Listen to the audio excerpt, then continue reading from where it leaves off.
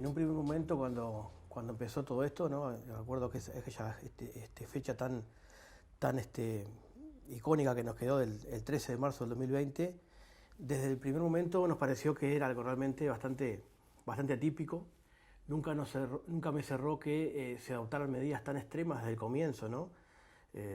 A su vez también llamó la atención muchísimo que se empezó a contar como que era una medida que se iba a tomar por algunas pocas semanas, que iba a ser provisorio, un poco parte de esa estafa que desde el día 1 olfateamos que así era, ¿no? O sea, realmente creo que a los pocos días, a las pocas semanas, ya desde mi punto de vista, por lo menos personalmente, vimos que las medidas que estaban tomando con tan poca evidencia científica, por más que había una narrativa muy blindada de parte de los medios de comunicación y de parte de lo que sería la voz oficial de la ciencia en aquel momento, nos pareció realmente que venía por el lado del control, por el lado de esas medidas de carácter geopolítico y de carácter corporativo que trascienden los estados que estaban afectando derechos individuales. No sé qué te parece, Nico.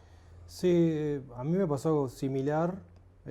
Capaz que no tuve tan claro en un comienzo por dónde venía exactamente la jugada, por decirlo de alguna manera, pero que sí me sonó rarísimo lo que pasó, que de un día al otro cerraran todo y que se cortara la actividad en casi todos los rubros, y que nos mandaran quedarnos en la casa cada uno y no poder salir, me parecía un disparate.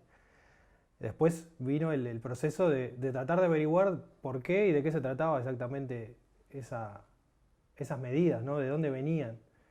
Yo ya venía igual de cuestionarme muchas cosas con respecto al sistema en el que vivimos y de ver de que todo lo que te contaron toda tu vida y de lo que tenés que hacer para que te vaya bien o cómo vivir no me estaba funcionando tampoco. Entonces ya de principio me levantó sospecha de la forma que fue y enseguida sospeché y empecé a mirar los informes oficiales y a ver qué decían las autoridades y me parecía ciencia ficción. Sí.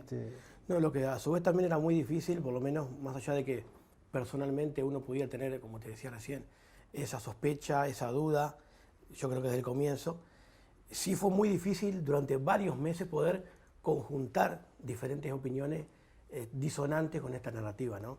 Yo recuerdo en el comienzo, por ejemplo, una opinión que personalmente seguí mucho y que era una referencia casi solitaria, por lo menos a nivel de los científicos no oficiales, o por lo menos que no respondían a esta narrativa, era la del virólogo Pablo Goldschmidt, Sí. Argentino, que fue de las voces que dentro de una estructura bastante convencional desde el punto de vista científico, siempre estaba llamando la voz de la alerta de que no era necesario ese pánico, que los protocolos que se estaban utilizando eran totalmente contrarios a lo que debería ser el empleo del test PCR, que es la piedra angular que sustentó todo esto, que el test PCR no podía aplicarse en forma genérica para las personas asintomáticas, sino que era un test de confirmación para los sintomáticos, y que sobre todo, decía Goldschmidt, no era necesario el pánico. Yo recuerdo estas opiniones en marzo-abril del 2020, y que fue una voz que de alguna manera, casi en solitario, por lo menos, estaba dando una alerta, y creo que ese tipo de opiniones, como aquí también en Uruguay, yo recuerdo que también a la semana de decretada la emergencia sanitaria, leer un artículo de un sociólogo que yo siempre seguí mucho, que también fue una opinión que me ayudó un poco a orientarme por dónde venía la mano, que es el sociólogo Rafael Weisse, que también desde el comienzo recuerdo un artículo titulado Coronavirus, miedo útil, gran negocio. Entonces yo creo que esas opiniones de científicos, sociólogos, etcétera, que ya te digo, desde marzo-abril del 2020, Sí. nos estaban orientando un poquito de por dónde podía venir el tema. Sí, por lo menos claro, porque en español también, porque había mucha cosa en inglés que vos no accedés tanto porque no entendés exactamente qué están hablando. Y Goldschmidt creo que fue de los primeros en español, por lo menos, que tenía una voz clara, que por lo menos cuestionaba.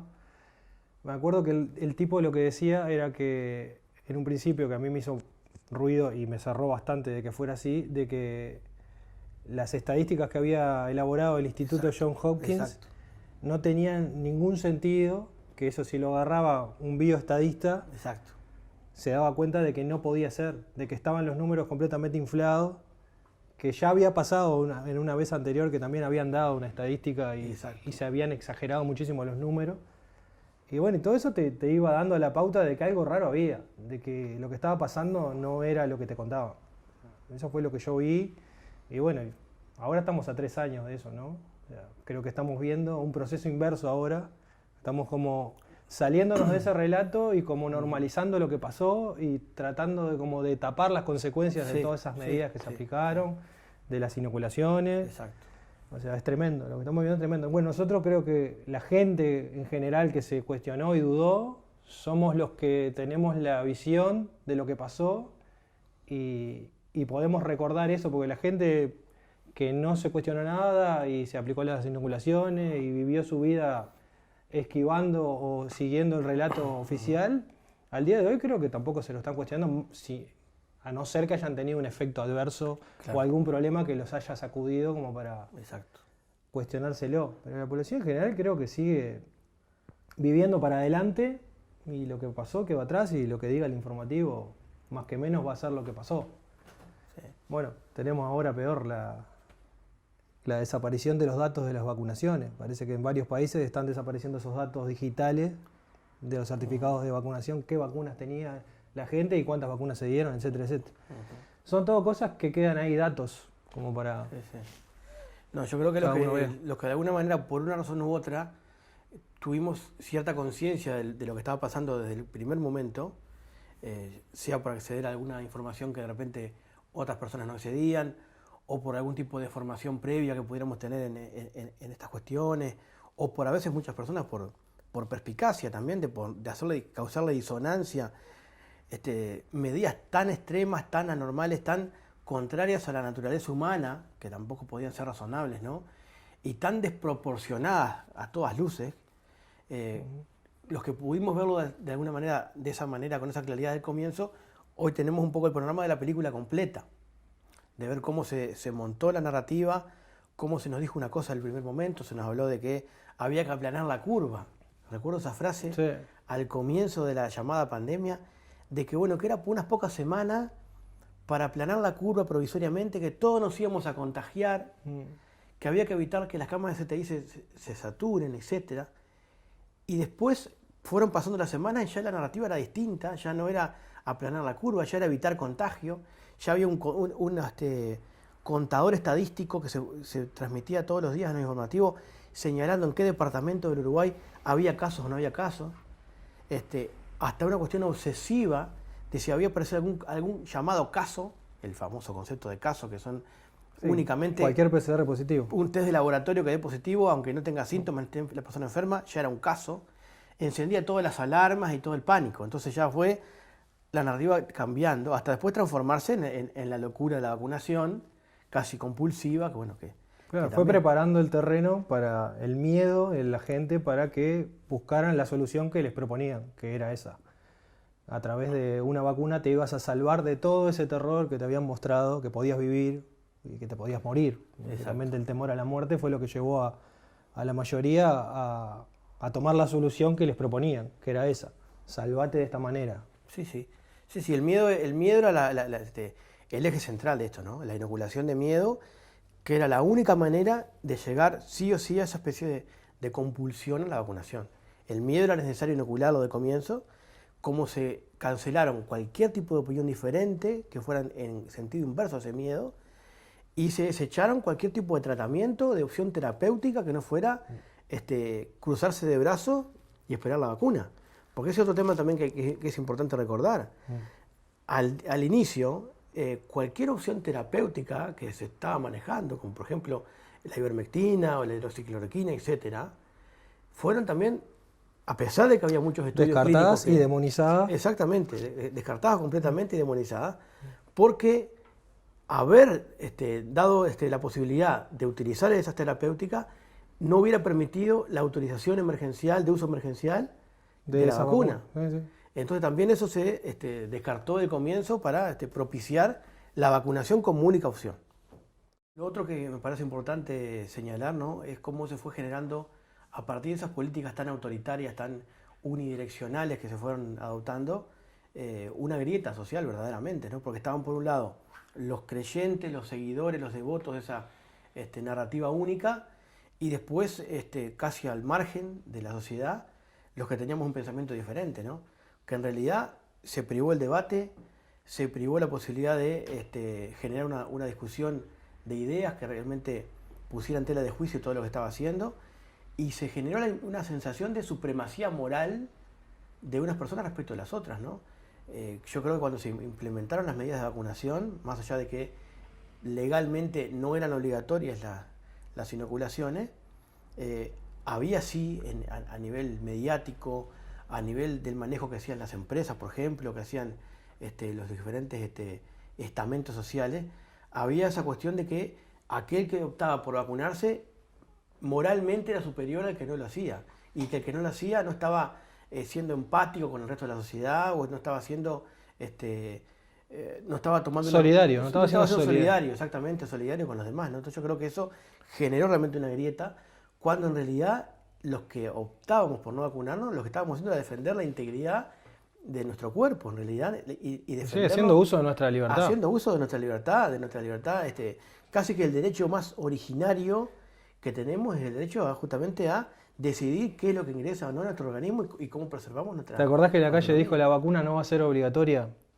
Que, bueno, era una frase que se citaba, pero después en la realidad el propio sistema estaba omiso en hacer cumplir la ley y garantizar los derechos individuales, porque a vos te chicaneaban en todos lados. Sí, sí, claro. En el trabajo te podían chicanear y decirte que si no te vacunabas perdías el trabajo, o si ibas a ingresar a un trabajo nuevo no te aceptaban si no tenías la vacuna.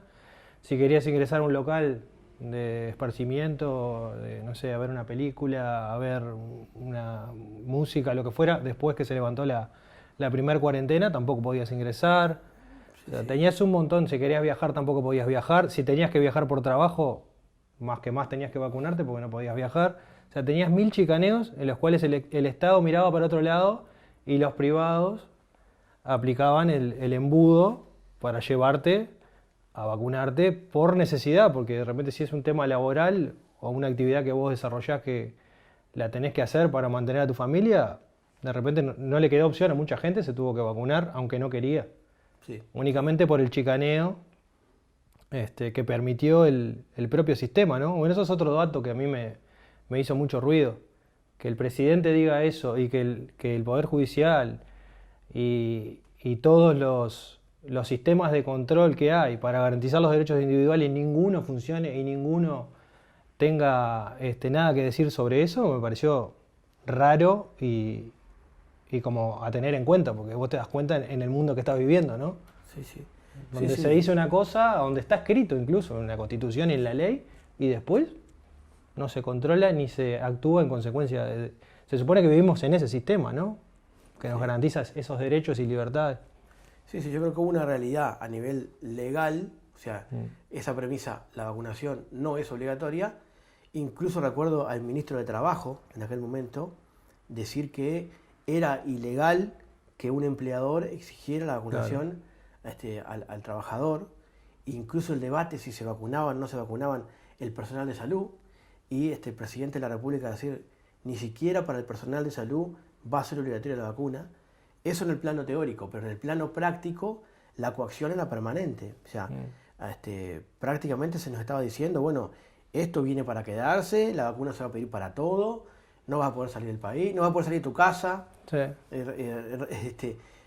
Me recuerdo el secretario de Presidencia decir, va a haber un mundo para los vacunados y otro para los no vacunados. De acuerdo, sí, sí. Entonces realmente la coacción era tremenda, y si no estabas con las ideas muy firmes, muy claras, de defender la libertad individual ante todo, realmente muchas personas, a pesar de que tenían reparos con la vacunación, se terminaron vacunando por esto mismo, por esta coacción tan tremenda que había, que tampoco tuvo respaldo como debía ser del Poder Judicial. Porque recuerdo en aquel tiempo, incluso a nivel doctrinario, los primeros artículos académicos que estaban publicándose en las revistas jurídicas, analizaban, veían con buenos ojos la posibilidad de ir hacia una vacunación obligatoria. Entonces, las personas capacitadas en derecho estaban reproduciendo esta misma narrativa, claro, oficial, sí, sí, de vacunaticida, casi compulsiva que estábamos viviendo. Sí, sí, Entonces, no había realmente un respaldo. Yo creo que eso también demuestra cómo, lamentablemente, los diferentes operadores jurídicos usualmente reproducen el esquema dominante. O sea, es muy difícil que, a pesar de que también en un plano teórico se concibe al derecho o al Poder Judicial como un resguardo de los derechos individuales, es otra concepción que si esos resguardos de los derechos individuales van a contrapelo de la narrativa oficial, prima la narrativa oficial. Sí, sí, la narrativa política del momento. Correcto. Venga de donde venga. Sí, eso fue impresionante y bueno, la violencia que se desencadenaba de parte de las personas comunes que te rodeaban.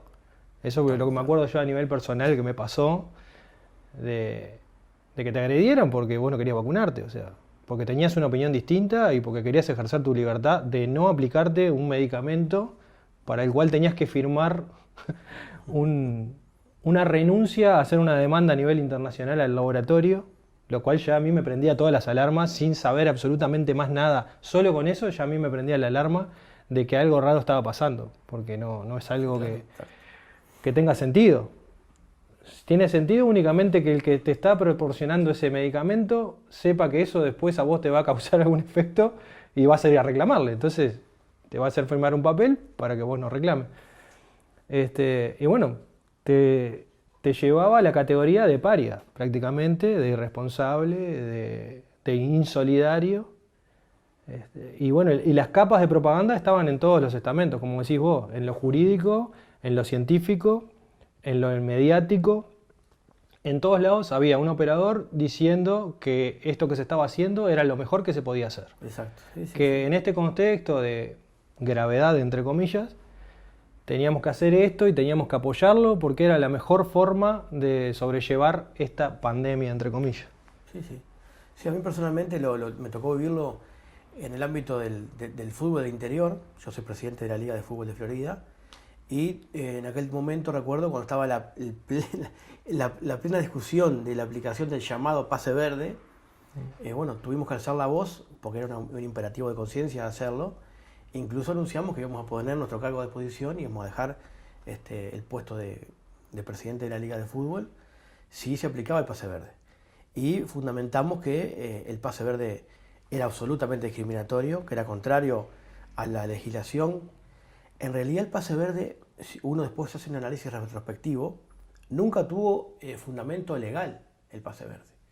El pase verde se aplicó por vía oblicua y casi por vía extorsiva, porque el gobierno lo que hacía era condicionar la autorización para determinado aforo, para realizar cierto espectáculo público, llámese fútbol, llámese teatro, llámese cine, etc., condicionado a que la concurrencia del público sea solo para vacunados. Entonces, eso condicionaba la autorización para habilitar un espectáculo. Primero te ahorcaron, que vos no tenías dinero y no tenías ingreso, y después te decían, bueno, si querés generar más ingresos, nosotros te ofrecemos esta opción. Hacelo solo para vacunados, que pasó lo mismo en la parte de música, o de teatro, o lo que fuera. Los aforos para los teatros que hacían espectáculos solo para vacunados, las producciones que iban a hacer un espectáculo, les habilitaban un aforo más grande, donde ellos podían vender más entradas y hacer un ingreso. Y si no, les daban un aforo ridículo en el cual no podían ni costear los costos básicos de ese show, por ejemplo. Okay, vino por ahí. Sí, venía por la ahí. Necesidad siempre termina primando. O sea, parece, para mí, por lo menos, se nota que es planificado, que las estrategias que se usaron fueron planificadas justamente para que terminaran coaccionando y logrando que la mayor cantidad de gente cediera a esa presión. Claro, porque en definitiva el gobierno de alguna forma quedaba al margen de la coacción. El gobierno condicionaba una autorización a un privado para realizar el espectáculo si el privado pedía la vacunación para la persona que concurría. Claro, era como opcional, pero en realidad te ataba de pies y manos porque si vos lo ibas a hacer con el aforo mixto para todo público, ibas a perder dinero. Claro, entonces decía, bueno, después la persona preguntaba, ¿pero por qué tengo que mostrar el pase verde? Porque el que se lo pide es el privado. En definitiva, los que teníamos que ir después a pedirle a los concurrentes al espectáculo, en este caso al fútbol, por ejemplo, a pedir el pase verde, éramos los organizadores del espectáculo, aún estando en discrepancia con la herramienta del pase verde. Claro, tenías que el que optaba por esa opción tenía que hacer el control. Exacto. De algo con la cual no estaban de acuerdo de repente. Sí, claro, una cosa totalmente absurda. Felizmente, y yo creo que también de ahí el debate que se dio también fue muy fuerte.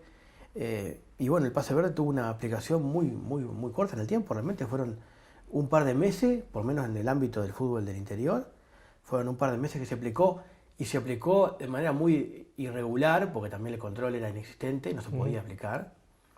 También nosotros implementamos un sistema en el cual toda persona que aún no vacunada tenía por razones laborales que concurrir al espectáculo, no se le aplicó nunca el control de pase verde porque era ilegal hacerlo.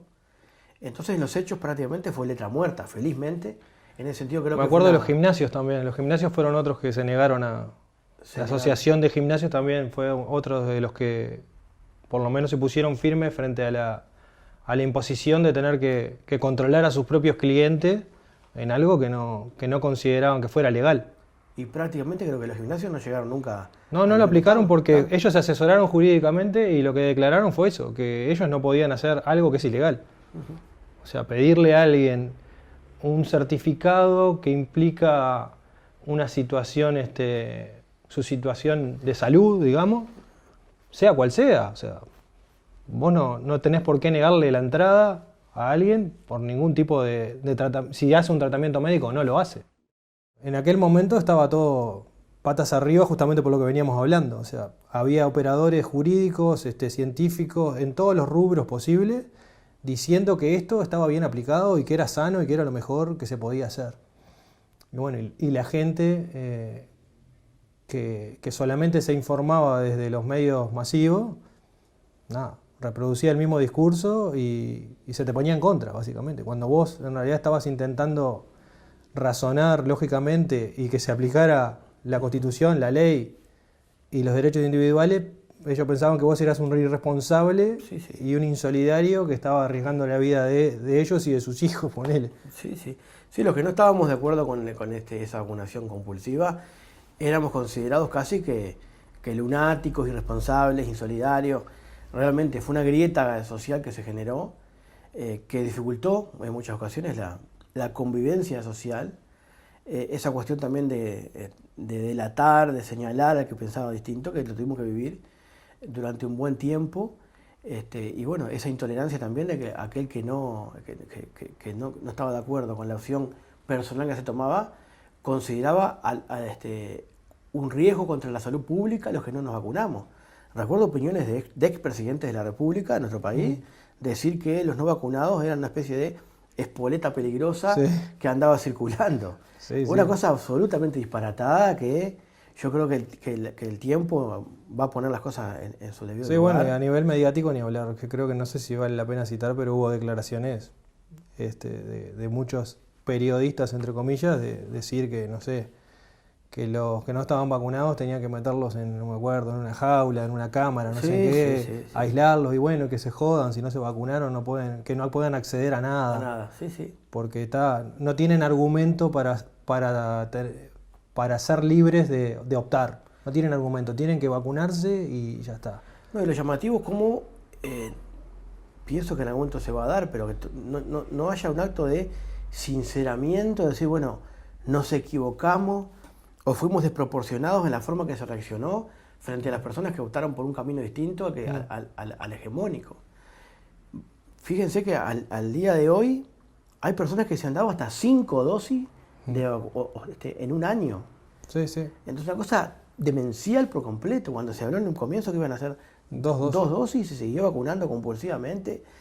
Y ahora la narrativa se va acomodando, porque hace pocos días la Organización Mundial de la Salud ya está diciendo que no es tan recomendable para la población. Solo para personas en situación de riesgo, no sé. Ya está cambiando la narrativa, pero va cambiando de forma muy gradual y sin un acto de sinceramiento, es decir, fue disparatado lo que se hizo, fue un error lo que se hizo. Y bueno, fíjate vos que no sé cuánto hace, pero hace pocos meses, no sé si fueron 3-4 meses, en Argentina estaban anunciando la 6ª y la 7ª dosis. Y ahora la OMS dice que la vacunación en personas sanas ya no es recomendable. Los refuerzos ya no son recomendables, es solamente personas en edad de riesgo, no sé a qué le llaman de riesgo.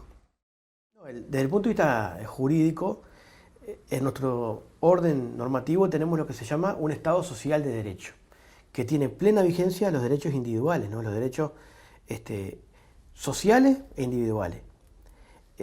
Ese orden jurídico, respetuoso de los derechos entre los cuales se encuentra la libertad individual, que lo consagra el artículo 10 de la Constitución, no puede ser excepcionado por decreto, que fue lo que pasó en nuestro país. En nuestro país tuvimos un decreto, el decreto 93 del 2020, un acto administrativo dictado por el Poder Ejecutivo, que a partir de ese decreto que dispuso la emergencia sanitaria, se comenzaron a limitar permanentemente los derechos individuales de las personas, sin base jurídica. Por eso algún abogado especialista en derecho constitucional dijo en su momento que el camino más adecuado desde el punto de vista constitucional hubiera sido declarar las medidas prontas de seguridad. Que las medidas prontas de seguridad tenían la característica de que solo podían ser dispuestas por un plazo determinado y con el control permanente del Parlamento. Mientras que el decreto dictado por el Poder Ejecutivo no tenía un plazo de vigencia determinado y permitía libres interpretaciones después de parte de cada autoridad competente, desde las autoridades nacionales hasta las departamentales, para limitar derechos individuales. Yo recuerdo, por ejemplo, intendentes en algún lugar del litoral de nuestro país, por ejemplo, limitando el acceso de los jóvenes a las playas del río Uruguay, en base a ese decreto. Es decir, no pueden bajar a la playa. O sea, cosas totalmente disparatadas. O autoridades persiguiendo surfistas que estaban también en las playas. En el medio de la nada, solo, flotando en el agua, y lo sacaban. En la playa Ramírez. Entonces, eso es lo que, esas cosas, esos tipos de medidas autoritarias se adoptaron con base en un acto administrativo. Por eso es que fue totalmente irregular cómo se dispuso la emergencia sanitaria y ese estado de excepción que vimos en nuestro país. Fue un estado de excepción. El único amparo legal, o el único momento en el cual esto pasó por una ley, fue la famosa ley que limitó el derecho de reunión por unos meses, sí, que fue la ley que permitió en su momento el enjuiciamiento de los manifestantes en Maldonado, en un acto, en acto público. Y bueno, esa ley también tuvo un plazo de vigencia determinado y se basaba en el supuesto bien común, en la defensa del bien común, porque se suponía que las aglomeraciones iban en contra del derecho a la salud o en contra del bien público. Bueno, hay un conflicto claramente entre el llamado interés general y la defensa de los derechos individuales. Los derechos individuales, claro. Sí, eso fue bien clara la estrategia, ¿no? Limitar la comunicación y la interacción entre las personas en base a la narrativa, pero también para impedir el intercambio de ideas y de todo. O sea, cada uno aislado en su lugar, en su casa o en donde fuere, incomunicado prácticamente y preso de la información que te daban los medios masivos. Y quedabas ahí. O sea, creo que era un poco la idea en ese momento, impedir el intercambio, la interacción social, ¿no? Que en general, cuando vos interactúas con otras personas, de repente podés hasta cambiar de opinión de lo que vos traés como sabido o lo que fuera. Venís muy convencido de algo y de repente te pones a conversar así y terminás cambiando de opinión. Sí. Yo creo que todo estaba aquí basado en el Dios control. O sea, controlar a las poblaciones, controlar los actos individuales, siempre en base a esa defensa de un supuesto interés abstracto, general, en este caso personificado en la salud, como en otros momentos de la historia también, en otros momentos está personificado en la seguridad pública. Acá hay dos grandes lobbies vinculados con generación de miedo, pánico y control social. El lobby de la seguridad y el lobby de la salud. Rafael Bay se lo llama la paranoia de la seguridad y la hipocondría de la salud. Entonces, en base a esos lobbies, no se hace otra cosa que limitar los actos individuales, limitar los derechos individuales y impedir que las personas puedan libremente desarrollarse. Es una agenda completamente antinatural, claro, que va, en realidad nosotros entendemos que, por el contrario de que implica un progreso, porque hay una idea aquí de que supuestamente a medida que pasan las generaciones, el individuo va progresando y va mejorando en diferentes aspectos. Yo creo que es una involución, es un retroceso del individuo, que va dejando por el camino siglos de evolución desde el punto de vista artístico, cultural, desde el punto de vista social, y cada vez nos va llevando en un retroceso a formas más primitivas de desarrollo pleno del ser humano, ¿no? Sí, sí, como el predominio de algo colectivo como difuso sobre los derechos individuales que, por ser individuales, garantizan la libertad y los derechos de todos y cada uno. O sea, no tiene ni sentido llevarlo a algo colectivo y darle vueltas y llenarlo de regulaciones para terminar en que no tenés libertad ambulatoria, en que no podés salir del país, en que no podés ir a un espectáculo y que eso sea legal. O sea, darle toda una vuelta retorcida para llegar a que eso pueda ser concebido por la sociedad en general como algo legal. Cuando no tiene base ninguna, inclusive era todo propaganda, porque lo que veníamos hablando, no tenía una base jurídica. Sí, todo propaganda. Totalmente. Pero se vendió de esa forma. Todo propaganda y persuasión icónica, persuasión mediática mediante la invasión permanente de un discurso único en los medios de comunicación sin una base racional de argumentación. Por ejemplo, el sustento supuesto de por qué los no vacunados implicábamos un peligro social y teníamos que ser vistos como un tipo de personas de segunda categoría, estaba basado en que podíamos contagiar. Cuando permanentemente, si se acude a la fuente científica, estaba claro que la posibilidad de contagio del no vacunado y del vacunado era la misma. Era la misma. La propia propaganda del Ministerio de Salud Pública lo decía. Exactamente, hasta el propio discurso oficial lo decía, de que no había diferencia. Los vacunados podían contagiar y contagiarse. Exacto. Porque ellos te decían en su propaganda de que si vos te inoculabas, lo que ibas a lograr era que, bueno, si tenías la enfermedad la ibas a tener en un grado menor y ibas a impedir la internación. Bueno, fueron varias etapas en las cuales fueron cambiando eso. Pero lo que sí te dejaban claro es que si vos te inoculabas, ibas a poder contagiar y te ibas a poder contagiarte también. Exacto, sí. Sin embargo, se pretendía que el no vacunado era un peligro social, cuando no había diferencia ninguna con el vacunado en punto a la posibilidad de contagio, era lo mismo. Era lo mismo. Fueron momentos que uno siempre le van a quedar en el recuerdo. Nosotros con Nicolás integramos, yo creo que desde septiembre, octubre del 2020. Hoy les contaba un poco que llevó unos meses, a todos creo que nos llevó unos cuantos meses, desde marzo del 2020, poder generar instancias de interacción con otras personas que pensábamos igual, más allá de que cada uno tuviera su punto de vista. Integramos un grupo virtual que se llama NOA, la nueva normalidad, en el cual integramos con otros ciudadanos de nuestro país puntos de vista parecidos y una visión crítica común respecto de la nueva normalidad que se estaba queriendo implementar. Entonces, bueno, cuando empieza la campaña de vacunación, en marzo del 2021, a las pocas semanas, yo creo que a la tercera semana, personalmente, y Nicolás también, notamos que se dispararon prácticamente al unísono con la tercera o cuarta semana de vacunación las cifras de contagiados por COVID y fallecidos por COVID. Lo cual era muy llamativo. Durante el año 2020, prácticamente, yo creo que después de que se revisaron las cifras, hubo menos de 200 personas fallecidas con diagnóstico COVID. Y a partir de marzo del 2021 se disparó la cifra. Y se disparó de una forma astronómica. Yo creo que se disparó por 20 o por 30. Sí. Concomitante con una asociación estadística clarísima con la vacunación.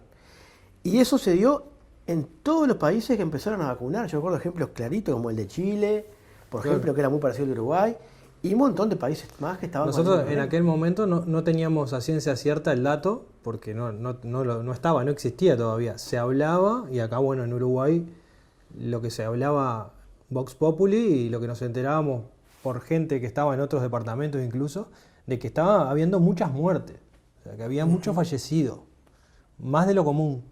Pero no sabíamos los números. ¿Y qué hicimos? Fuimos a la fuente, o sea, tratar de ir de lo que te ofrecía el sistema para acceder a esa información y saber de buena fuente qué era lo que estaba pasando. Porque todos teníamos esa duda o estábamos cuestionando las medidas y cuál era la mejor forma de llevar esta situación, entre comillas.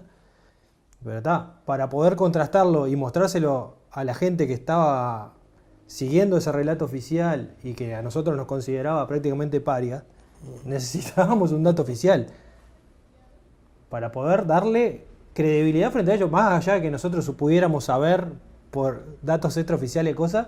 Yo creo que un poco el cometido de ese pedido de acceso a la información fue ese, ¿no? Sí, Intentar tener un dato oficial para mostrarlo al público en general que descreía completamente de lo que nosotros estábamos elucubrando como posibilidades, ¿no? Sí, sí.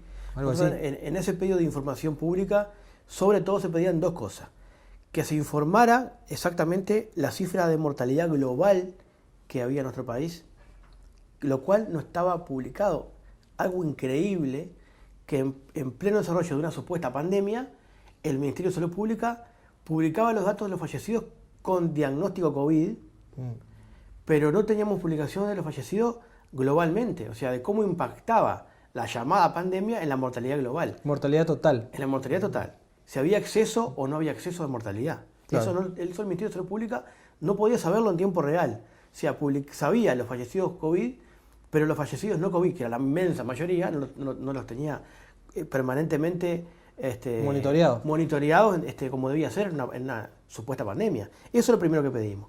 Y lo segundo que pedimos era que esos datos de los fallecidos por toda causa, Exacto. esa información se cruzara con la información de las personas vacunadas.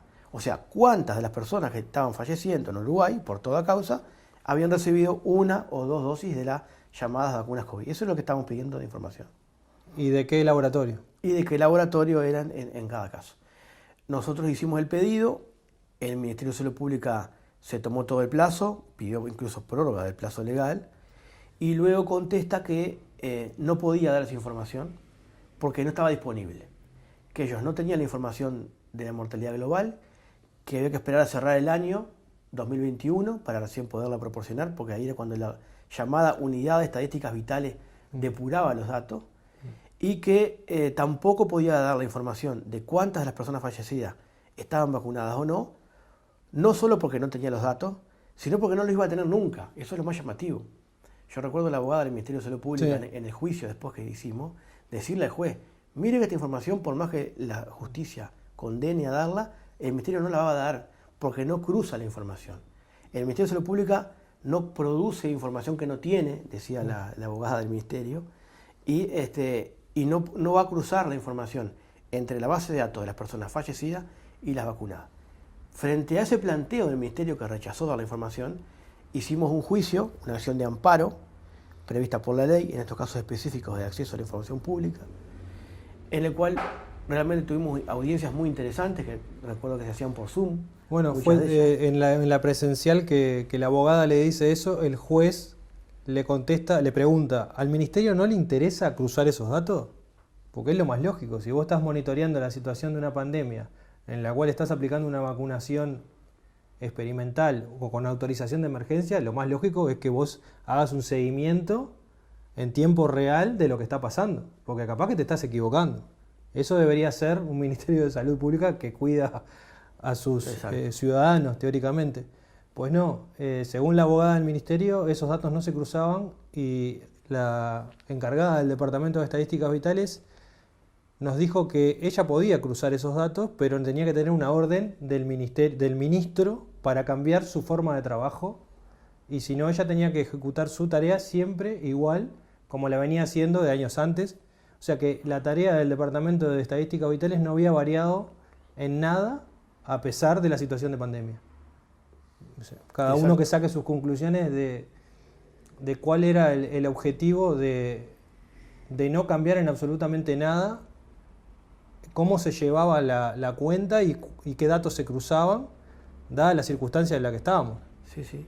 El Ministerio de Salud Pública, la defensa jurídica que hacía era, la información que se está pidiendo es información que no se encuentra disponible, y el Ministerio de Salud Pública no tiene obligación de crear o producir información por la propia ley de acceso a la información, con la que no cuenta. Porque hay una excepción que establece la ley, que cuando el organismo al cual se le pide información no cuenta con esa información, no está obligado a producirla. Pero la misma ley dice que cuando la información no hay que producirla, sino que lo único que hay que hacer es cruzar datos existentes en diferentes... Compilarla o algo así. Una compilación o cruzamiento de datos, que en ese caso no es producción de información y que hay que cruzar los datos. En primera instancia, el juez Gabriel Obañán nos dio la razón, y obligó al Ministerio de Salud Pública a cruzar los datos. El Ministerio de Salud Pública apeló, un tribunal de apelaciones le dio la razón al Ministerio de Salud Pública, dijo que tenía razón. Revocó la sentencia. Revocó la sentencia de primera instancia y dijo que el Ministerio de Salud Pública tenía razón y no tenía por qué producir información que no tenía en su ámbito de disposición. Nosotros luego interpusimos un último recurso, que es el recurso de casación ante la Suprema Corte de Justicia, y luego de 10 meses, a mediados del año 2022... Claro, fue en junio de el 2 de junio de 2022 creo que salió la sentencia de la Suprema Corte que hizo lugar a la primera sentencia de Obañán, ¿no? Exacto. A que el Ministerio tenía que darnos la información. ¿Y nosotros cuándo fue que hicimos el pedido? Yo creo que fue en mayo de 2021. El pedido lo hicimos en mayo del 2021 y la sentencia de la Corte fue en julio del 2022. Fueron 14 meses de periplo judicial. Nuestra idea inicial era tener datos en aquel momento, cuando todavía estábamos a tiempo de modificar en algo la situación. Pero no sucedió, porque claro, lo que pasó fue que el sistema jurídico nos fue dando largas. En el momento que era más importante saber eso, no lo supimos ni lo pudimos confirmar. Y después de que ya se había vacunado a toda la gente vacunable, entre comillas, porque eran los que iban a acceder y los que ya tenían opinión de que no iban a vacunarse ya no lo iban a hacer, ahí la Suprema Corte nos dio la razón, entre comillas, y el Ministerio nos dio la información. Nos dio los datos crudos que nosotros habíamos pedido. El Ministerio dio los datos crudos de esos 2 meses, porque fue marzo y abril del 2021. Claro. En esos 2 meses, que no llegó ni siquiera a ser 2 meses, creo que eran 45 días aproximadamente de vacunación, se analizaron los datos por bioestadísticos y por personas que estaban seguramente más capacitadas que nosotros para realizar el análisis. No se llegó a ninguna conclusión definitiva sobre la correlación estadística que había entre vacunación y muerte, pero esto permitió que se cambiara el criterio por parte del Ministerio de Salud Pública y luego de esa respuesta de la Corte vinieron unos cuantos pedidos de acceso a la información pública. Nosotros mismos hicimos el mismo día que salió la sentencia, hicimos el mismo pedido, pero el mismo pedido de acceso a la información, las mismas preguntas, pero para todo el año 2021. Todo el año 2021, y luego otros pedidos de acceso a la información pública realizados en la misma dirección por muchas personas más Claro. que estábamos en la misma línea de trabajo. Y empezaron a poderse realizar sistematizaciones de datos que al día de hoy ya hay varios análisis de estos datos que han sido publicados en materiales que circulan dentro del ámbito de disposición de los que estamos trabajando en este tipo de temas, que demuestran claramente que hay mayor proporción de fallecimiento entre los vacunados que entre los no vacunados. Es una información que... Sí. Y bueno, y el exceso de mortalidad, que fue lo que hablamos en un principio, casi un 30% de exceso de mortalidad en 2021. Las cifras de 2022, al día de hoy, todavía no salieron. La mortalidad total de 2022 no se sabe al día de hoy. Yo por lo menos no tengo el dato. Creo que no lo han dado, pero la habían sacado hasta julio de 2022. La tendencia era que si seguía de esa manera, iba a cerrar el año con 12.000 muertos, el 2022. El exceso de mortalidad que se registró en 2022 todavía no está cerrado el año. Creo que fue hasta mitad de año los datos oficiales que tenemos hasta hoy, que estamos ya en 2023. No sabemos qué pasó todavía. Lo que sí sabemos es que en 2021 hubo casi un 30% y en 2022, si seguía esa tendencia, iba a llegar con un 40% de exceso de mortalidad, lo que son casi un 40%. Sí, hay un exceso de mortalidad tremendo, sin explicar al momento actual, sin explicación aparente, porque se terminó la supuesta emergencia sanitaria, se terminó la llamada pandemia y sin embargo tenemos un exceso de mortalidad tremendo y mientras se estaba desarrollando la peor época de la llamada pandemia, no solo no hubo exceso, sino que hubo menos mortalidad que en el 2019. Entonces esto no tiene explicación. Esto la ciencia oficial no lo sabe explicar al día de hoy. Entonces se dice, bueno, no, son las personas que no tuvieron asistencia a los hospitales durante el año 2020, que ahora, sí, bueno, claro. Pero ¿quién dispuso esas medidas absolutamente irracionales durante el 2020, sí, por la cual quedaron un montón de patologías de carácter crónicas sin atender, cánceres sin diagnosticar? Eso, ¿quién dispuso esas medidas? Eso también es parte de toda esta demencia que estamos viviendo, claro, desde el año 2020. En 2021 creo que eran 4.500 fallecidos no explicados por el COVID, de un total de como 7.000 y pico, 8.000 creo que era, en total. O sea, estaban los fallecidos COVID, o sea, los que tenían test PCR positivo, y esos otros casos, que son parte del exceso de mortalidad, no tienen una explicación. ¿Por qué falleció esa gente? ¿Por qué falleció más gente y no por COVID? ¿Por qué? ¿Qué pasó ahí? Por causas, en general, causas cardíacas, que son las que engloban más cantidad de mortalidad, digamos, que justamente también están relacionados con los efectos adversos de las vacunas, ¿no? Sí, sí, claro. Están relacionados con los efectos adversos declarados por los laboratorios. Son todas causas de muerte que tienen que ver con trombosis, con problemas cardiovasculares, miocarditis, etcétera, etcétera, ¿no? Eso lo tendría que ver cada uno y no sé, Sí, yo analizarlo. Las cifras están y hay claros indicios de que algo está sucediendo y no tiene una explicación lógica en el discurso oficial o en el relato oficial. Sí, yo creo que el Ministerio de Salud Pública se está debiendo un control importante para explicar este exceso de mortalidad que tenemos actualmente, que tuvimos durante el año 2022 y que posiblemente lo estemos manteniendo en el año 2023. Hay un exceso de mortalidad por toda causa, hay un aumento de las mortalidades por enfermedades oncológicas, por causas cardíacas. El ítem de fallecidos por enfermedades que no se pueden clasificar en una categoría específica también ha aumentado muchísimo. Y eso tiene que, de alguna manera, explicarse. Aquí nunca se realizó lo que se llama una vigilancia activa de la vacunación, que sería tomar los no vacunados como grupo de control, luego compararlo con la población vacunada, con 1 o más dosis, y ver en un trayecto de 2-3 años cómo nos fue a cada grupo.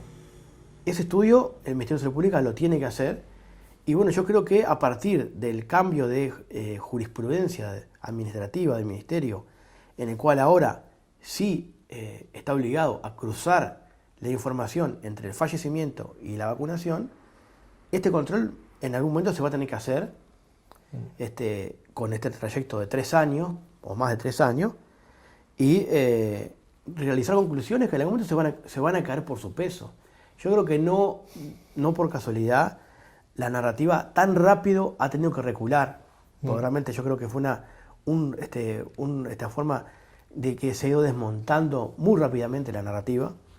Pasamos, yo creo que en el lapso de pocos meses, de un discurso que decía va a haber un mundo para vacunados y para no vacunados, a un discurso que decía, bueno, se terminó la emergencia, y bueno, y tratar de volver... No hay pase sanitario. No hay pase sanitario, y tratar de volver como sea a la llamada vieja normalidad y decir acá no pasó nada, barriendo bajo la alfombra. Entonces yo creo que... Claro, acá hay responsabilidades y hubieron medidas que son la mayoría políticas, que se tomaron y afectaron a la vida de la gente. O sea, alguien se tiene que hacer cargo, ¿no? Bueno, en cuanto al llamado tratado para futuras pandemias que se está negociando a nivel de la Organización Mundial de la Salud, yo creo que eso demuestra un poco el nivel de secretismo de este tipo de negociaciones que se mantiene a todo nivel, ¿no? No descubro nada si digo que actualmente se viene imponiendo cada vez más la tendencia a que la toma de decisiones sobre los temas fundamentales que atañen a los individuos se discuten en instancias mucho más globales, y los estados nacionales hoy por hoy prácticamente lo que hacen es replicar recomendaciones o directivas que vienen desde instancias, como te decía, más globales, manejadas a nivel de corporaciones que trascienden los intereses de cada estado, de cada comunidad, y que nos deja por completo a los ciudadanos fuera del ámbito de debate de los temas. Y en esa línea, justamente, respetando o manteniendo, replicando esa línea de globalismo a la hora de tomar decisiones, justamente nuestro Estado ha declarado que la información de esta negociación en materia de tratado a nivel Organización Mundial de la Salud es información reservada y no se puede brindar. Desgraciadamente, la ley de acceso a la información pública deja muchos nichos interpretativos librados a lo que puede ser la posibilidad de la discrecionalidad del Estado de declarar cierta información reservada. Y el control, en última instancia, es un control jurisdiccional. Es la justicia, es el Poder Judicial el que puede poner los límites a esto y definir en cada caso concreto si está suficientemente fundamentada la reserva de la información. Yo creo que en este caso va a tenerse que articular algún tipo de acción judicial del estilo de las que se han hecho para que el Poder Judicial resuelva si está bien fundamentada la reserva o no de la información.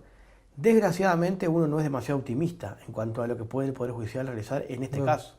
Sí. Se trata de cuestiones que muchas veces son fundamentadas como que el interés nacional está por encima, de que son reservas que tienen que disponerse por razones muchas veces de carácter político, y yo no creo que el Poder Judicial se meta a discutir decisiones de este tenor, pero es un control que hay que ejercerlo y que es imperioso desde el punto de vista republicano que en el ámbito del control de poderes se ejerza este contralor. Bueno, y tenemos el caso de la acción del juez Recarey en base a una demanda que recibió de detener la vacunación en niños. Lo que pasó, ¿no? El Poder Legislativo opinando sobre la sentencia del Poder Judicial, tomando acciones incluso contra el propio juez para impedir que hiciera su trabajo. Lo que muestra un poco cómo está funcionando de mal el sistema republicano teóricamente en el que vivimos, ¿no? Que yo como ciudadano no tengo conocimientos de derecho, ni mucho menos, pero ¿en qué cabeza cabe que un gobierno de turno, que está gobernando por un periodo limitado de 5 años, tenga la posibilidad de negociar confidencialmente un tratado que implica la pérdida de soberanía y derechos individuales de sus ciudadanos sin mostrárselo a los ciudadanos? Porque es una democracia representativa, ¿no? Se supone que ellos nos representan y si vos pedís un informe tenés que tenerlo, porque es lo que van a condicionar y lo que van a legislar adhiriéndose a ese tratado va a ser tu vida y la de tus hijos y el futuro y lo de tus nietos tal vez. Entonces digo, ¿bajo qué argumento pueden ocultarte esa negociación? En este marco teórico y del sistema en el que vivimos. No sé si lo que estoy diciendo se ajusta a lo que es legal, pero es una cuestión de sentido común. Si vivimos en este sistema democrático, representativo y republicano, esto no podría estar pasando. Lo mismo que pasó con el contrato de las vacunas o otros contratos que han sido confidenciales con otras corporaciones multinacionales, en las cuales no se supo qué es lo que se dieron de parte de nuestro país a esas corporaciones para firmar esos contratos. No lo sabemos. Sí, lamentablemente como a nivel legal se dejan esos nichos de discrecionalidad para la autoridad administrativa, en este caso para el Estado, para declarar o no la reserva de cierta información. Entendemos que justamente esa discrecionalidad no puede ser ilimitada.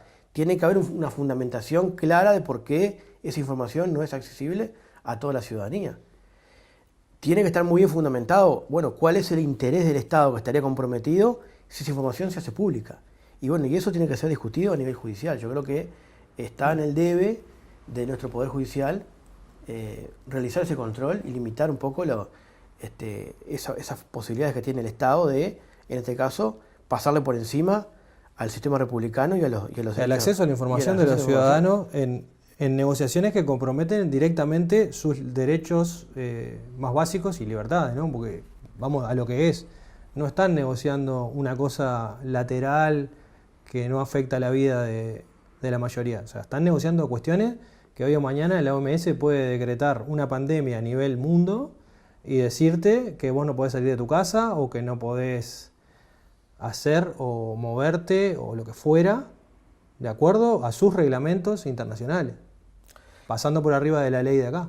Sí, creo que puede ser muy grave si se llega a cristalizar ese famoso tratado de respuesta global frente a las pandemias futuras que puedan haber, porque va a dificultar muchísimo el control ciudadano de las medidas que se van tomando. Si el Estado, como pasó en estos casos, cada Estado fue tomando medidas que afectan los derechos individuales pero quien toma las medidas es el Estado, nación. Los ciudadanos tenemos control directo sobre las medidas que toma el Estado por diferentes mecanismos que podrán funcionar mejor o peor, pero lo tenemos. Ahora, si el ámbito de toma de decisiones viene de una autoridad global y el fundamento está allí globalmente, se va a hacer muy difícil poder limitar y controlar eso. Yo creo que un poco este tratado viene en el sentido de que claramente los objetivos que estaban planteados por quienes pusieron en funcionamiento toda esta locura de la llamada pandemia desde el año 2020 en adelante, los objetivos que buscaban no fueron cumplidos, no pudieron cumplir con los objetivos. Realmente, yo creo que las políticas de vacunación que se llevaron a cabo terminaron fracasando, a pesar de que en un poco más de un año hubo personas que se dieron hasta 5 dosis. Al día de hoy, al no poderse mantener continuamente el pánico, el miedo en la población obviamente dejó de seguir corriendo a vacunarse en forma compulsiva. Eso es una realidad. Y claramente van a preparar el terreno para que en un mediano plazo volver a intentar nuevamente algún tipo de medida como la que tomaron con un protesto de control social como que ocurrió, ¿no? Es una cosa que tenemos que estar preparados para en un mediano plazo volver a enfrentar algo muy parecido. Todo indicaría que sí, que puede volver a suceder porque por algo hay tanto apuro en implementar estos tratados que no son solo acá, sino que se están negociando a nivel mundo, ¿no? A nivel occidente, vamos a decir, porque no es todo el mundo. Pero todos los países van a estar sujetos a esas políticas determinadas por la ONU y la OMS. Eso es lo que sabemos. Sobre la posibilidad de que los tratados de la OMS impliquen medidas sanitarias o accesos a lugares o determinen qué tipo de acceso tengan los ciudadanos de acuerdo a esa nueva normativa que va a acordar nuestro país y muchos países, y también enrabado con la implementación de las monedas digitales, que ya en Uruguay creo que es el 5 de diciembre del 2022, ya se aprobó una ley en la cual se crea una moneda digital centralizada, o sea, una moneda como el dinero que tenemos ahora físico, pero depende del Banco Central igualmente, solo que ahora va a ser digital y va a ser programable y va a tener una fecha de caducidad inclusive, lo cual quiere decir que esa moneda controlada por el Banco Central te pueden decir que vos lo vas a poder gastar de aquí a tal fecha y para cierto tipo de bienes, lo cual va a limitar tu libertad de acceso a ciertos artículos o necesidades básicas que tengas que cubrir, por ejemplo. Y bueno, creo que es como una etapa más en la que vamos avanzando sobre el control de la población. Correcto. O sea, no queda más que pensar que todas estas estrategias que se desarrollaron van en ese sentido, en una forma de lograr control total sobre la población. Con distintas excusas te van induciendo a llegar a esas soluciones, porque te las plantean como soluciones, a otro tipo de problemas, si se quiere, no tan en el eje de las cuestiones, pero te propagandean que bueno, con el dinero digital, eso lo vienen diciendo hace años, se va a eliminar el dinero físico y entonces se van a evitar problemas de seguridad, por ejemplo. Y de esa forma, bueno, nos van llevando para ese lado. Yo creo que la solución no es una sola. O sea, se puede seguir utilizando las pocas herramientas que nos quedan del sistema para presionar a las autoridades que tenemos en esos ejes de decisión, pero también desde cada uno como individuo hay que empezar a tomar acciones y saber que no podés depender de esa gente para que te solucione nada. O sea, sí podés, dentro del marco legal que nos queda y los derechos que todavía tenemos, moverte, pero no podés depender de esa gente. Yo por lo menos personalmente pienso en tomar decisiones y depender de mí mismo lo más posible y no fijarme falsas esperanzas en que las autoridades de turno van a solucionar algo. Porque lo que sí vi, hablando un poco en general de todo lo que venimos hablando, incluso con el proceso del pedido de acceso a la información y todas las audiencias que tuvimos, de que el sistema no funciona, de que hay muchos indicios de corrupción, muchísimos indicios de corrupción, de que los ministerios no cumplen con no cumplen con el motivo para el cual fueron creados incluso, o sea, llegan a ese punto.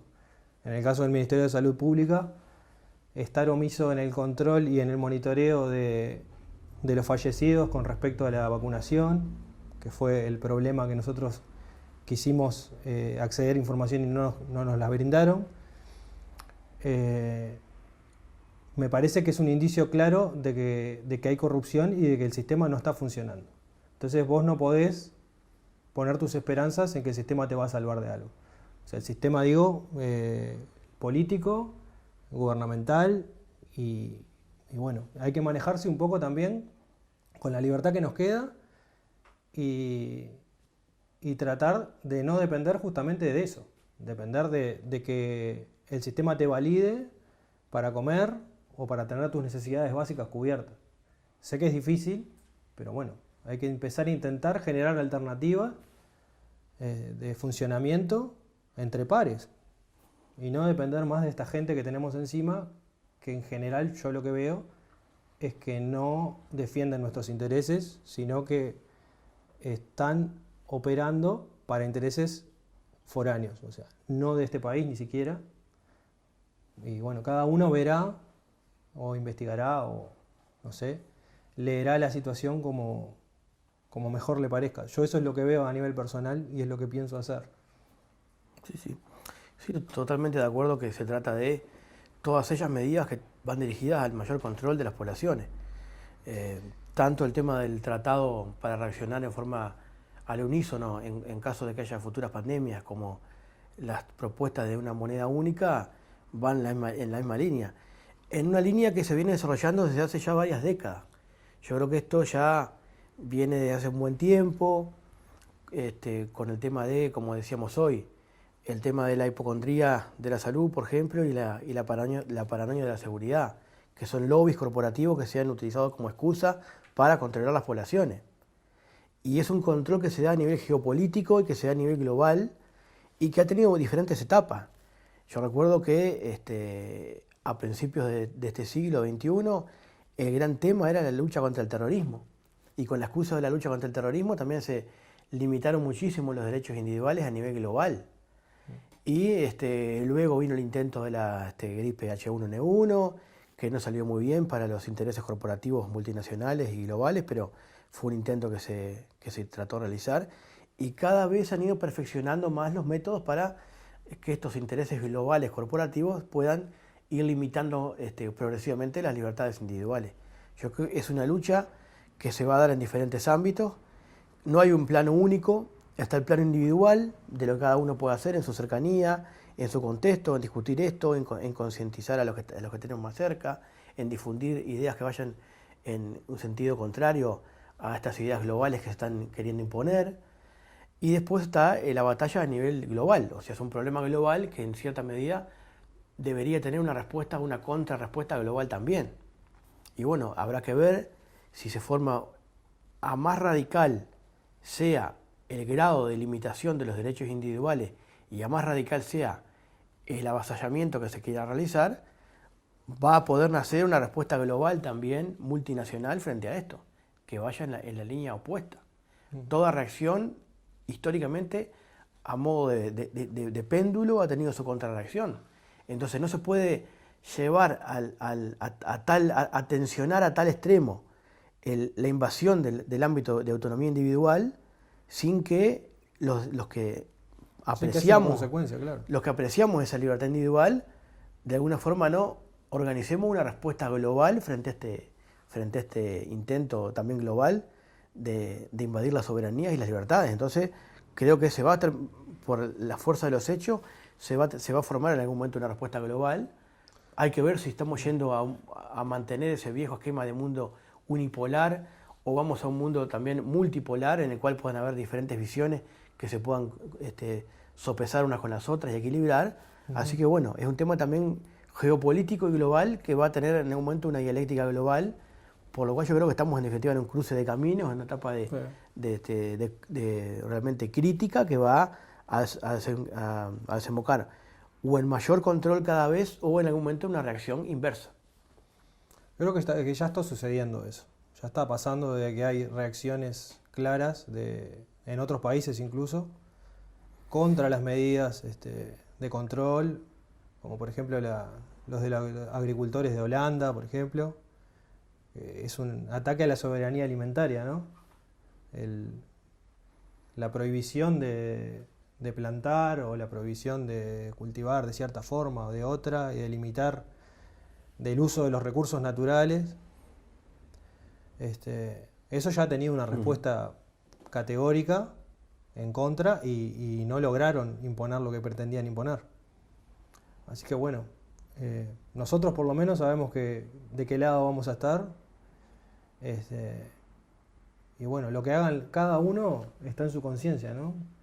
Cada uno qué va a decidir hacer o qué postura va a tomar va a depender de la información que tenga. Creo que todos los que estamos dudando hemos tratado de ver un poco todo, de ver el panorama general y de informarnos de la mayor cantidad de fuentes antes de tomar una postura. ¿Qué es lo que debería hacer la mayoría de la gente si pretende tener una idea de por dónde ir? Con el grado de desinformación y manipulación que hay hoy en día, creo que es fundamental eso, ¿no? Aunque lleve tiempo y aunque es cansino a veces, tratar de ver la información desde muchos puntos de vista para poder hacerse una idea de qué es lo que está pasando para decir. La cultura es como lo que cohesiona una sociedad, ¿no?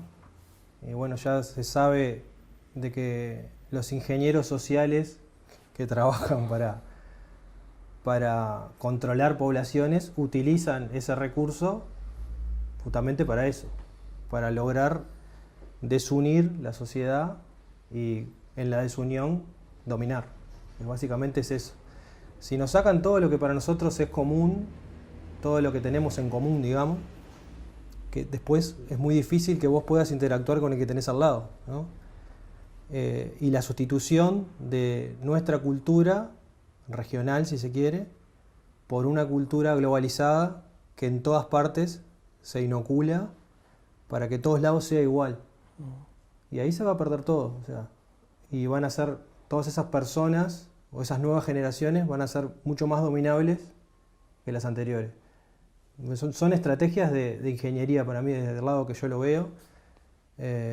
En mi rubro, que soy músico y toco desde hace 30 años, me doy cuenta que la música tendría que ser algo que nos sirva para elevar el espíritu y que al día de hoy se ha vuelto lo que llamamos música, pertenece a una industria de entretenimiento manejada por grandes corporaciones que tienen objetivos muy disímiles, que no tienen nada que ver con la idea original de la música, de elevarnos en algún sentido o transmitirnos ideas o expresar genuinamente el sentir de una población que habita un lugar. Porque esa es la gracia, porque si todos hiciéramos lo mismo no tendría gracia. La gracia es que acá en esta región tenemos una forma de expresarnos y en otras regiones del mundo tenemos otras formas de expresarse. Si todo fuera igual no tendría sentido. Y eso enriquece, ¿no?, a las culturas, a la cultura del mundo, me parece. Como todo eso se está atacando y se está intentando destruir. Eso es lo que yo veo muy claramente. O sea, hay como una industria del entretenimiento avasallante que impone sus productos, que son productos prefabricados, en los cuales vos ves, bueno, el reggaetón, si querés, como cosa más que cualquiera lo puede ver.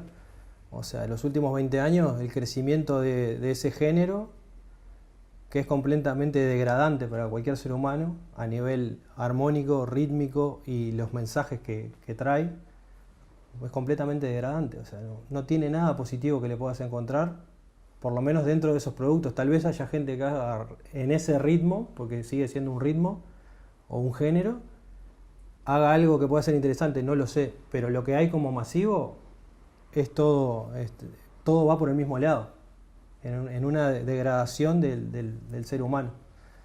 Eso es lo que yo veo y me parece muy importante seguir manteniendo nuestra cultura más allá de los réditos económicos, porque claro, lo que sucede es que esa industria tiene el control económico de casi todo, y si vos no haces algo que encaje con sus marcos, no vas a entrar. Entonces es muy difícil que vos como artista puedas tener una salida, tener tus ingresos haciendo lo que vos querés hacer. Tenés que terminar haciendo lo que es aceptado por esa industria. Para resumirlo sería eso. Bueno, la gente que hace música o que hace arte me parece fundamental que hagan lo que realmente sientan y lo que sienten como genuina expresión de sí mismos y de su lugar, y que no se guíen o no traten de encajar en lo que exigen estas industrias. Sí, totalmente de acuerdo con lo que manifiesta Nicolás realmente. Yo creo que especialmente en las últimas décadas, junto con este proceso que estábamos mencionando recién, de esa tendencia global, de ir deshumanizando, de ir en una corriente antinatural en cuanto al ser humano, se han ido imponiendo también parámetros muy globales, muy uniformes, y muy de la corrección de lo que está dentro de esos estándares internacionales y globales, de lo que se puede hacer a nivel del arte y a nivel de la cultura y de la música. Yo creo que desgraciadamente y crecientemente cada vez más se van perdiendo los productos artísticos, musicales, culturales en general, genuinamente autóctonos. Hablo de lo que sea intrínseco, propio de cada pueblo. Eso se va desdibujando cada vez más. Creo que el artista desgraciadamente busca cada vez más encajar en ciertos parámetros de lo que es el consumo, lo que requiere la sociedad de consumo. Cada vez los productos que se van creando a nivel musical, por ejemplo, son de consumo más efímero, se consumen por unos meses y se desechan, y viene otro producto que se consume también rápidamente y se desecha, y así permanentemente. Ya no se busca tanto la complejidad de las formas o la trascendencia, la elaboración de los a nivel rítmico, a nivel musical, a nivel artístico, para elevar, como decías bien Nicolás, elevar el espíritu, sino que la tendencia va en un sentido desgraciadamente y globalmente inverso, que es la de encapsular, encasillar en un mismo carril de lo políticamente correcto o de lo más adecuado o de lo que quiere el sistema escuchar. Y se da una invasión a su vez también en todos los planos, incluso hasta en el lenguaje y hasta en la censura de lo que se puede decir. O sea, y me meto en otro tema también que no tiene que ver y tiene que ver, como por ejemplo el famoso tema de género, que hay que tener también en las letras de los temas musicales un cuidado tremendo de que no se vaya a afectar, o hasta en el tipo de humor que se hace, que no se vaya a afectar los márgenes de lo políticamente correcto. Entonces creo que el arte desgraciadamente está dejando de ser arte, en el sentido de que el arte debería responder a lo que genuinamente el ser humano produce y no a lo que una maquinaria predeterminada y con tendencias de lo que hay que consumir define, y no el artista. En lugar del artista, como debiera ser, crear aquello que lo haga feliz al artista como tal. Yo creo que el artista en realidad, para desarrollar su mejor producción, tiene que apuntar a aquello que lo haga sentir feliz intrínsecamente. Claro. En lugar de ese paradigma, estamos en un paradigma de que el artista busca una creación que se adecue a esos estándares. Sí, complacer los intereses de las grandes industrias para poder entrar Exacto. En ese mercado. Exacto. Porque es un mercado como cerrado, ¿no? En el que vos, si no tenés ciertas cocardas, no vas a entrar. Entonces Exacto. Tu discurso, si no es políticamente correcto, te va a dejar afuera. Exacto. Por eso es complejo, hay que jugársela. Yo creo que hoy en día se nota, bueno, lo que ha pasado estos últimos 3 años, y vos podés ver, si querés, en el ámbito de bandas de rock, que han hablado, que han dicho, que han protestado, o que han contado del sufrimiento que ha pasado este país o el mundo sobre la pandemia, si querés, incluso creyendo que la pandemia ha sido real. Nadie ha hablado de ese tema, es como Claro, un tema tabú. Tabú, queda al costado y se sigue hablando se sigue cantándole al amor, entre comillas, a cosas muy genéricas, pero nadie expresa lo que sucedió realmente en el lugar que habita. O sea, no significa que no existan artistas o músicos que individualmente puedan mantener un sentido contrario al del sistema y un sentido que vaya en la dirección de la elevación espiritual. Obviamente que individualmente esos artistas siguen existiendo, pero lo que uno no cree es en el movimiento artístico en general como forma de contrabalancear este discurso dominante, sino que mayormente lo que uno ve es que de la misma forma que otros elementos, el arte y la música, lo que terminan haciendo es reproducir también, replicar la narrativa hegemónica y lo que el sistema dominante quiere reproducir. A pesar de que pueden haber honrosas excepciones e intentos individuales y que el arte o el procedimiento artístico como tal, obviamente que lo reivindicamos y le damos toda la importancia que tiene, pero a nivel colectivo la utilización que se está haciendo del fenómeno artístico lamentablemente va en la misma dirección de este movimiento global yo creo que todo termina, como para cerrar, termina en la concepción que nosotros tenemos de la sociedad en la que vivimos, ¿no? Una sociedad materialista y de consumo. Claro. Entonces, si vos vas a condicionar todo lo que hagas de acuerdo a la capacidad de consumo que vas a tener o de la cantidad de cosas materiales que podés llegar a obtener con tu arte, o sea, ahí estás vendiendo tu capacidad artística al servicio del consumo y de lo que estamos hablando, ¿no? De estas industrias que justamente juegan con eso, ¿no? Más en un país como Uruguay, en el cual es carísimo, el estándar de vida es muy caro. Entonces, bueno, el que quiera decir lo que realmente siente, se va a enfrentar con que de repente con eso que dice no va a poder sustentar su casa o su vida. O sea, se va a tener que jugar y va a tener que decir lo que le nace, me parece que es muy necesario. Y bueno, hay que buscarle la vuelta. Porque el que no tenga como prioridad las cosas materiales y el mundo del consumo va a poder sopesar lo que realmente tiene que hacer o cuál es su misión como artista en este contexto, ¿no?